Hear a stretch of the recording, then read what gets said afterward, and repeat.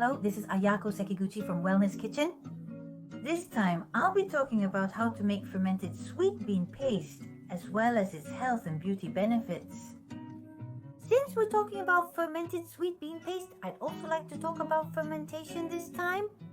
Fermented foods are beneficial for your health, but do you know the specific reasons why they are so good for you? Actually, I think there are quite a lot of people who don't really understand why fermentation is beneficial. I'd like to talk in detail about the health benefits and more, so please watch until the end. Here are the ingredients: koji and rice. The rice can be either loose like grains or in solid form. Either is fine. Use equal amounts of koji and rice. For example, to make 200 grams, use 200 grams each. Just match the quantities. The method is really very simple. First, you soften the koji, then mix in the rice and let it ferment for about 8 hours. That's the basic process. I wash the koji with water. This time, I'll use pressure to cook the koji. I'll add 3 times as much water as koji. When using pressure, start timing after the pressure is applied. It's 5 minutes. Turn off the heat after 5 minutes. If you're cooking it normally, simmer it gently for about an hour. That's how you cook koji. There is a separate video, so please refer to that video. We will include everything in the koji without skimming off scum or removing lumps. Since it's nutritious, we'll use everything as it is. Now that the scum has started to form, we'll lower the heat and simmer for 5 minutes. So, while we're simmering for these 5 minutes, I'd like to talk about the nutrition of fermented red bean paste and fermented foods. First, regarding fermented red bean paste, it's called koan because it's made by fermenting with koji. The most distinctive feature is that we don't use any sugar this time, right? So where does the sweetness come from? It actually comes from the natural sweetness of the koji itself. We use the koji mold to break down the starch and convert it into sugar. That's how the sweetness comes out. So even though we don't add any sugar, it's still sweet. So the boiled beans become very sweet. And compared to regular sweet bean paste that uses sugar, the calories are reduced by about 30%. The amount of sugar in the sweet bean paste determines how healthy it is. Next, in terms of the nutritional value of beans, they are especially rich in dietary fiber. They also contain polyphenols, specifically anthocyanins, which are antioxidants. And beans also contain saponins, which help thin the blood and have diuretic effects. As for the nutritional value of rice, first of all, it has bacteria that enhance intestinal bacterial function. They're good bacteria and they're produced when these bacteria are active. The group of vitamins is called metabolic vitamins and they are effective for beauty, fatigue recovery, and even dieting. Also, when you take dietary fiber and bacteria together, it greatly improves your internal environment. You may have heard the word fermentation a lot, but fermentation means that things are broken down by bacteria, so digestion and absorption are very quick. There are also additional benefits, such as producing various nutrients like vitamins and amino acids. Also, fermentation creates oligosaccharides, which serve as food for your gut bacteria, so it's really an all-around beneficial food for you. Your immunity will also improve, the absorption of important nutrients will get better, and with fewer toxins, your body will feel better overall. I hope this helped you understand a little more about fermentation. Yes, I just released the pressure all at once. Alright then, let's check the condition of the koji. Yes, it's already nice and soft. It's plump and well cooked. If you don't cook the koji thoroughly at this stage, you won't be able to bring out the sweetness or ferment it properly. So please make sure to cook it until it's soft enough. Alright, so as it is now, the koji is still a bit hot. We'll cool it down to about 60 degrees Fahrenheit, the optimal temperature for the bacteria. Then I'll drain some liquid from the koji. I'll put the koji inside the rice container and let it cool down until it reaches 60 degrees. If you add the bacteria while it's still hot, since the bacteria are alive, around 60 degrees is when they're happiest.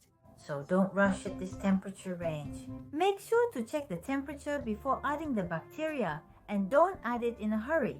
As for this boiled liquid, it's used to adjust the moisture content, so please don't throw it away. If you have any left over, it contains very good nutrients.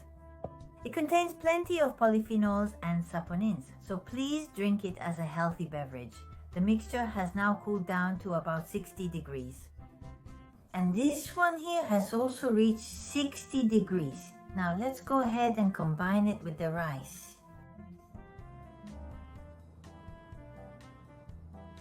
Now it's perfectly soft and fluffy. I'll add the rice to the mixture. I'll mix everything together. By letting the rice feed on the starch in the koji, it will convert it into glucose, which becomes the source of sweetness. Even without adding sugar, enough sweetness is produced this way. I'll add a little water and mix it a bit more to make it easier to blend. I'll keep mixing.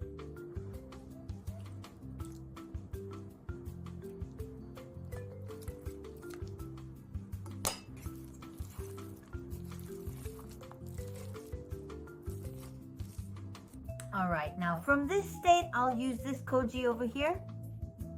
I'll add it in until it's just about covered. Right here. Normally when making amazake, you add soft porridge-like rice and that turns into amazake. But this time, instead of rice, I'm using koji. That's what it means.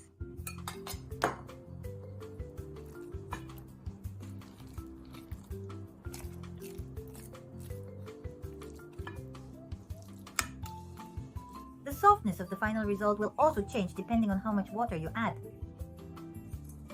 So please adjust it to your liking. I want to make it a bit smoother, so I'll use a little more water. Now, in this state, I'll keep it warm in the rice cooker for about 8 hours. If you close the lid here, it will get too hot inside, so I'll cover it with a damp cloth and let it ferment with the lid open.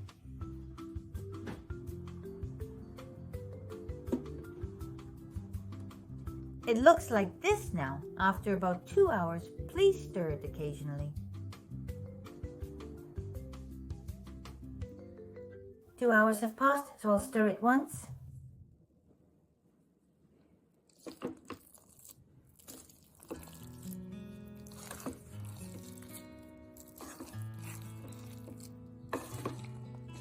The moisture has decreased a little, so I'll add a bit more water.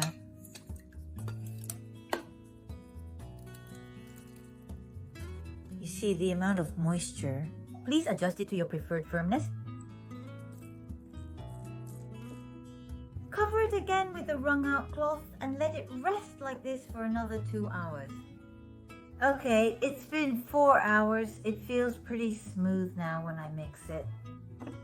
It doesn't feel as sticky as before. I guess it's broken down quite a bit.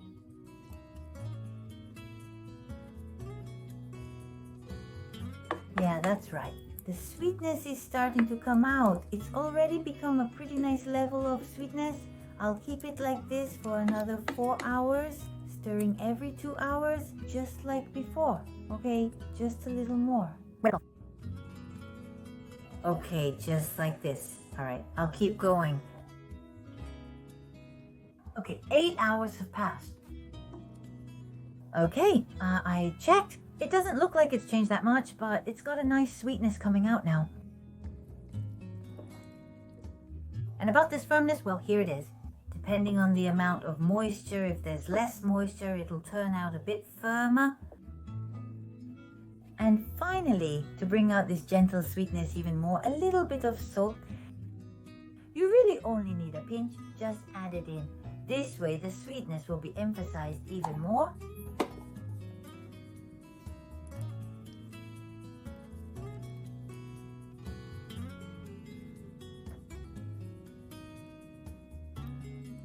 This time I took my time making the red bean paste. Now I'd like to have a little taste.